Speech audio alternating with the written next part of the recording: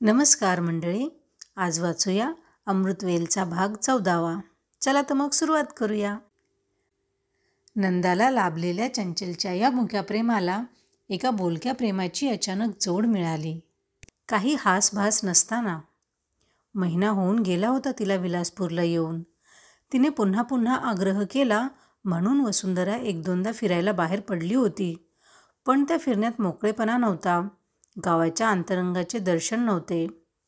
रोज सकाळी लायब्ररीत जाताना आज देवदत्त भेटेल आणि शस्त्रवैद्याच्या हत्याराप्रमाणे धारधार असलेले त्याचे बोलणे पुन्हा ऐकायला मिळेल अशी वेडी आशा तिच्या मनात निर्माण होई. पण तो कुठे अदृश्य झाला होता कुणाला ठाऊक. तो भेटला नाही याचे तिला वाईट वाटे. त्याच्या एकुलत्या एक भेटीच्या दिवशी चंचलशी बोलताना तो म्हणाला होता, या जगात मला फक्त 2च मित्र आहेत, एक तू आणि दुसरा मृत्यू. त्याचे ते शब्द तिला पुन्हा पुन्हा आठवत. मग मनात येई, आपलेच चुकले त्या दिवशी. आपण लगेच म्हणायला हवे होते, आकडे मोजताना चुकताय तुम्ही, तुम्हाला 3 मित्र आहेत. कुणीही मनुष्य असो, मृत्यू हा जेव्हा त्याला मित्र वाटू लागतो तेव्हा त्याच्याजवळ असणाऱ्या दुसऱ्या माणसाने आपल्या मायेने त्याला मागे ओढले पाहिजे. माणसाचे माणसाशी असलेले हे सर्वात निकटचे नाते आहे. देवदत्ताच्या त्या भेटीची अशी पुन्हा पुन्हा आठवण करीत ती संध्याकाळी बागेत फिरत होती. कोपऱ्यातल्या पिंपळाने तिला हाक मारली. ती त्याच्या पारावर जाऊन बसली. त्याच्याशी गुज गोष्टी करू लागली. आपल्याच विचारांच्या डोहात ती खोल खोल बुडून गेली. इतक्यात एक वृद्ध बुटके किडकिडीत गृहस्थ आभाळातून टपकावे तसे तिच्यापुढे येऊन उभे राहिले. नमस्कार नंदाताई. हे त्यांचे शब्द ऐकताच नंदा आपल्या तंद्रीतून जागी झाली. ती गडबडून उठली. भला मोठा खिसा असलेली खादीची पैरण, खादीचे आखूड धोतर, काखेतली जुनी छत्री आणि डोक्यावर इस्त्रीची ओळख नसलेली पांढरी टोपी असा त्यांचा सरंजाम पाहून नंदा बुचकळ्यात पडली. गांधीजींच्या नावाचे भांडवल करून जगणाऱ्या कुठल्या तरी भुक्कड संस्थेचे ते चालक असतील आणि जहागीरदारीन बाईंकडे मुंबईहून शिकलेली एक पाहुणी आली आहे असे कळल्यामुळे गीतेचा संदेश किंवा गांधीजी आज असते तर अशा एखाद्या विषयावर तिने आपल्या संस्थेत बोलावे अशी विनंती करण्याकरता ते आले असतील असे तिच्या मनात येऊन गेले. या आपल्या कल्पनेने आलेले हसू मोठ्या कष्टाने आवरीत तिने त्यांना प्रतिनमस्कार केला. मात्र जसजशी ती त्यांच्याकडे निरखून पाहू लागली तसतसा त्यांच्या मुद्रेवरला स्निग्ध भाव पाहून आपल्या कल्पनेचा तिला राग आला. त्या गृहस्थांची दृष्टी अश्विनातल्या चांदण्यांची आठवण करून देत होती. मात्र ते चांदणे बरसणाऱ्या डोळ्यांभोवती काळी वर्तुळे स्पष्ट दिसत होती. त्या वर्तुळांच्या पलीकडे मोठ्या स्टेशनांवर जशी रुळाची जाळे असते तशा अनेक सुरकुत्याही पसरल्या होत्या. मात्र त्या सुरकुत्यांच्या आणि कृष्ण वर्तुळांच्या मध्ये प्रसन्नपणे हसणारे 2 नंदादीप पाहून तिला दादांची एकदम आठवण झाली. आपल्यापुढे प्रेमळ व्यक्ती उभी आहे या जाणीवेने तिचे मन सुखावले. हास्य मुद्रेने तिने त्यांचे स्वागत केले. पारावर छत्री टाकून बैठक मारीत ते गृहस्थ म्हणाले, आम्हाला ओळखलं वाटतं तुम्ही. थोड्या अंतरावर बसत आणि मनापासून हसत ती म्हणाली, ओळखीच्या मुलीला कोणी अहोजाहो म्हणतं का? चुकलं बुवा आमचं. तसं शाळेत व्याकरण कच्चंच होतं म्हणा माझं, त्यामुळे वचनांचा हा घोटाळा झाला. ते जाऊ दे, काय सांगत होतो मी नंदाताई तुला? माझं नाव बापू कीर्तने. हे पाळण्यातलं नाव नव्हे हां, ते असेल धोंडो गुंडो नाहीतर तसलंच काहीतरी. पण या बुटक्या किडकिडीत देहाला समस्त विलासपूर बापू म्हणून ओळखतं. हे नामपुराण झालं. आता धंदा. जहागीरदाराची नोकरी करतो. त्यांच्या मातृश्रींनी अन्नाला लावलं म्हणून हा एकेकाळचा देशभक्त अजून जिवंत आहे.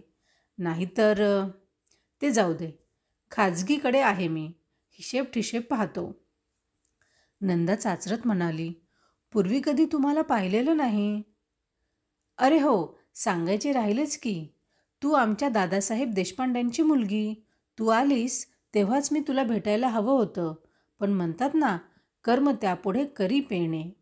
तू आलीस त्याच्या आदल्या दिवशीच मला मुंबईला जावं लागलं. मुलगा असतो तिथं नोकरीला, एकुलता एक. टायफॉईडनं आजारी आहे अशी सुनबाईंची तार आली म्हणून गेलो. आता बरं आहे पोराचं. आज सकाळी परत आलो. कचेरीचं काम बरंच तुंबलं होतं म्हणून तुला भेटायला वेळ गेला. नंदाने विचारले. दादा भेटले का मुंबईत? अरे हो, ते सांगायचंच राहिलं की. कितीतरी वर्षांनी गेलो मुंबईला. मग दादासाहेबांना भेटल्याशिवाय परत कसा येणार? पंढरपूरला जायचं नि पांडुरंगाचं दर्शन न घेता परतायचं. छे, अगं पोरी, तुझे दादा होते म्हणून 42 साली हा बापू तुरुंगात खडी फोडायला गेला नाही. म्हणजे? चकित होऊन नंदानं प्रश्न केला. म्हणजे काय? तुझ्या वडिलांनी त्यावेळी आम्हा भूमिगत लोकांना आसरा दिला, सख्या भावासारखा. पूर्वीची काही ओळख देख नसताना घरात लपवून ठेवलं आम्हाला. ते होते म्हणून आम्ही बचावलो. चांगल्या पगाराची नोकरी गेली त्यांची त्यापायी. पण एक गोष्ट लक्षात ठेव बाळ, अशा बापाच्या पोटी जन्म मिळायला भाग्य लागतं मोठं. बापूंच्या या शब्दांनी नंदाचे मन उचंबळून आले. ती मनात म्हणत होती, किती विचित्र आहे हे जग. घरच्या माणसांची किंमत कळायलासुद्धा घराबाहेर पडावं लागतं इथं.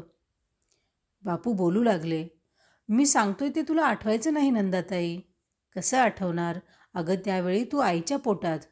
एका अंधाऱ्या रात्री लपतछपत मी तुमच्या घरी आलो. तुमच्याकडे येण्याच्या आधी एका बड्या कार्यकर्त्याकडे गेलो होतो, पण तो आमची घोरपड गळ्यात बांधून घ्यायला तयार होईना. तुला कल्पना नाही बाळ, देशभक्ती ही सुळावरली पोळी होती त्यावेळी. ती कुणाला नको होती. पुढं स्वातंत्र्य आलं. भराभर तव्यांवर पुरणपोळ्या चढायला लागल्या. तूप ओतून त्यांच्यावर ताव मारायला थवेच्या थवे सरसावले. जग हे असं आहे पोरी. त्या रात्री मला बंगल्यातनं बाहेर काढणारे ते बडे कार्यकर्ते पुढं पुढारी झाले.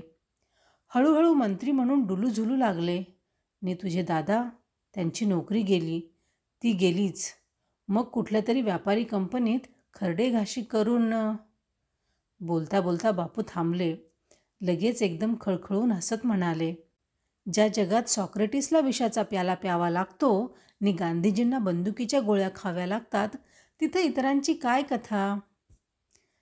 दादा, माई, मिलिंद सारी बरी आहेत ना? सारी खुशाल आहेत. अलीकडच्या भाषेत सांगायचं म्हणजे अगदी ओके. मात्र मिलिंद रुसलाय ह तुझ्यावर. माईंनी मला सांगितलंय, पोरगी एकटी गेली आहे तिकडे. तुमचीच लेक आहे असं समजा. तिचं काही दुखलं खुपलं तर. मुलं कितीही मोठी झाली तरी आईबापांना ती लहानच वाटतात. होय ना बापू? बापूंनी पश्चिमेकडे पाहिले. उन्हे पेंगुळले होते. संध्या आपल्या अंगणात काढायच्या रंगीबेरंगी रांगोळींची जमवाजमव करीत होती. बापू लगबगीने उठत म्हणाले. रोज समाचाराला येईनच मी तुझ्या, मात्र आमच्या घरी तुला यायला हवं हं लवकरच. काही हवं नको असेल तर मोकळेपणानं सांगत जा मला.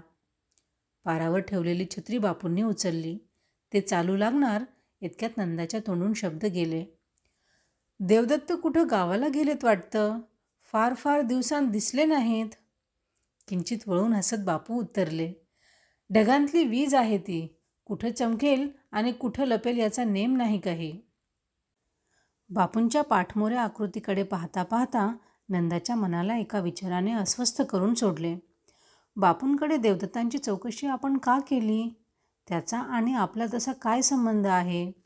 योगायोगाने त्या दिवशी गाठ पडली. तो बोलत बसला. आपण एकत्र राहिलो. प्रवासात अशी पुष्कळ माणसे भेटतात. आपण त्यांच्याशी खूप खूप बोलतो. पण गाडीतून उतरल्यावर पुढे कुठे आठवण होते आपल्याला त्या माणसांची? आयुष्याचा प्रवासही तसाच असायला हवा. छे, बापूंना तो प्रश्न आपण विचारायला नको होता. आईचे बोट सोडून अवखळ मुलाने आड वाटेला धाव घ्यावी तसे आपल्या मनाचे झाले.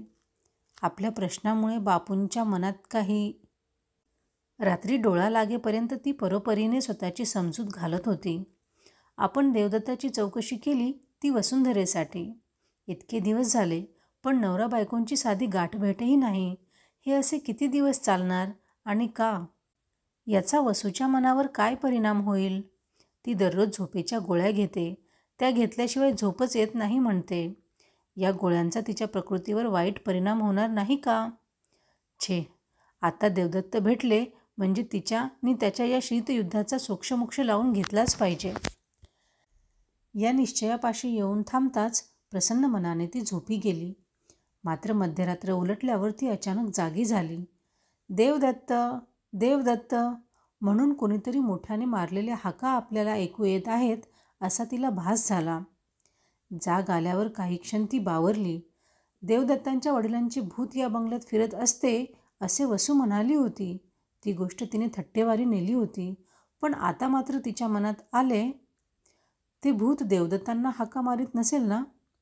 त्यांनी आत्महत्या का केली? त्यांची काही इच्छा अतृप्त राहिली असावी का?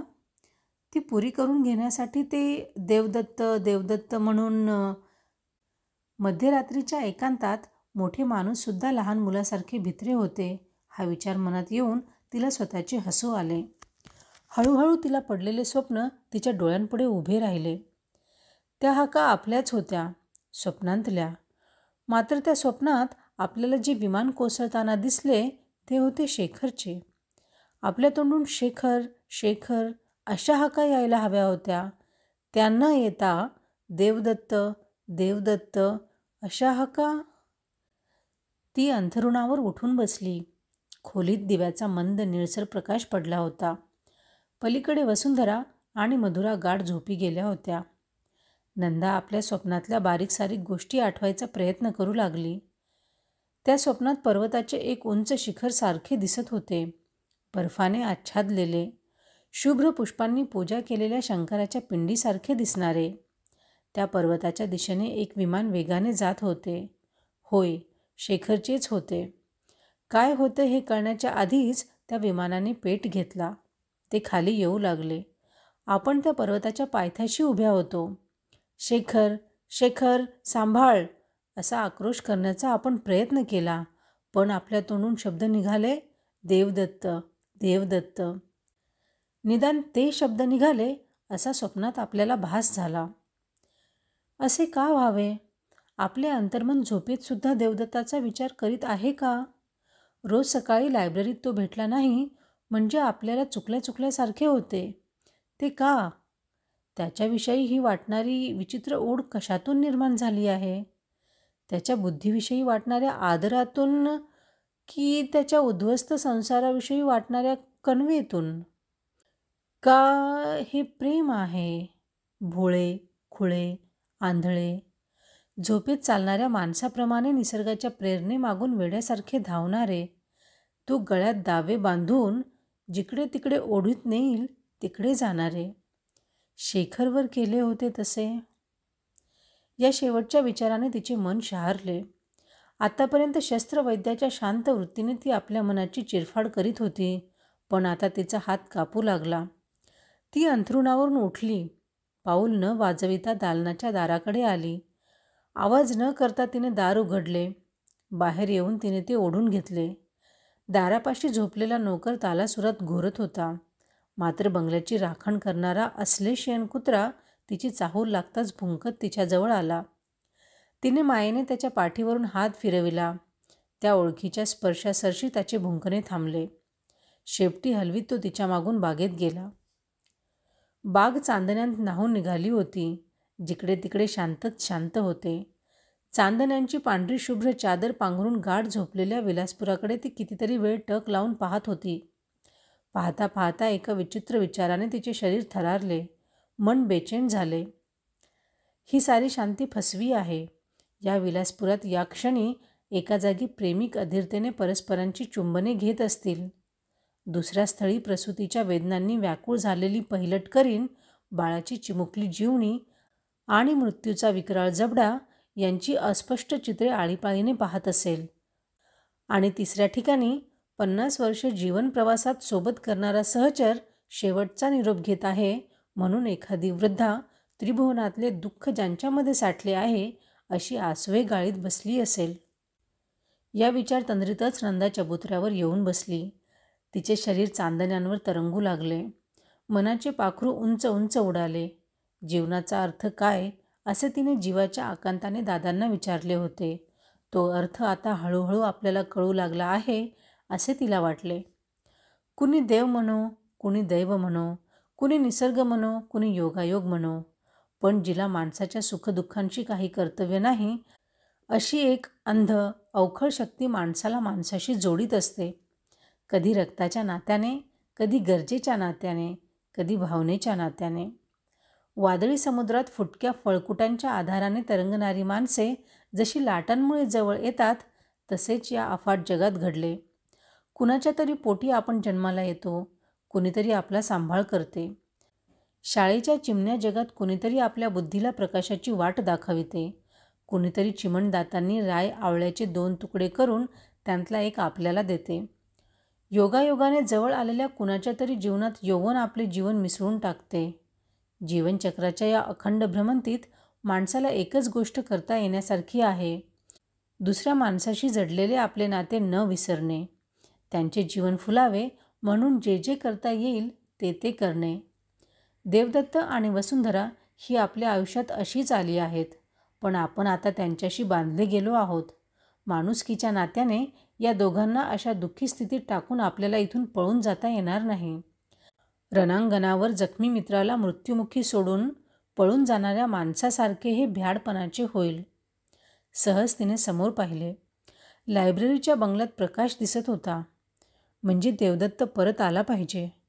केव्हा आला तो? आपण लायब्ररीकडे जाऊन पाहिले तर 2 वाटा फुटलेल्या एखाद्या ठिकाणी नवख्या प्रवाशाने यावे आणि कुठल्या वाटेने पुढे गेले असता आपण इष्टस्थळी पोहोचू हे त्याला कळू नये, तशी तिच्या मनाची स्थिती झाली.